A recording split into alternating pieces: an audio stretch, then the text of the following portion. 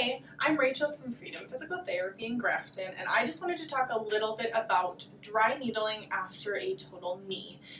So I've done previous videos or demonstrations on what dry needling is.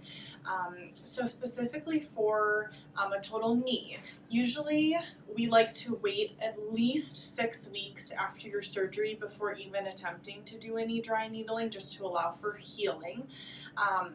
However, when dry needling can be beneficial would be if you are having increased stiffness, a lot of difficulty getting a good bend or straightening in your knee, and you're just feeling like you're a little bit stuck, or if you're feeling like you're having a lot of tightness kind of in the front of the leg into the thigh area.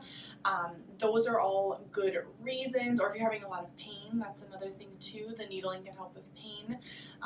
Those are all good reasons why we might try doing some dry needling for a total knee. So whether you are still going through therapy for a total knee, or you had a total knee even 6, 8, 10, 12 months ago, or even longer, and you're just having some lingering stiffness, some lingering pain, tightness, difficulty walking, balance issues, with a combination of exercises and retraining for certain things, the needling will be a potential option to kind of help relieve stiffness, pain, tension, and might give you that little extra range of motion that you're having trouble getting. You might be, trying to pull as hard as you can to get that knee to bend, and you're just feeling stuck.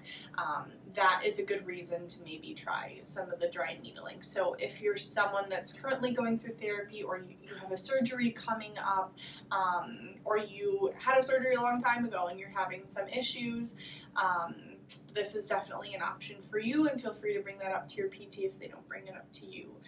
But I just wanted to touch base on that and just give you guys a little bit of information. Any questions or concerns, please reach out or ask your physical therapist. All right, thank you.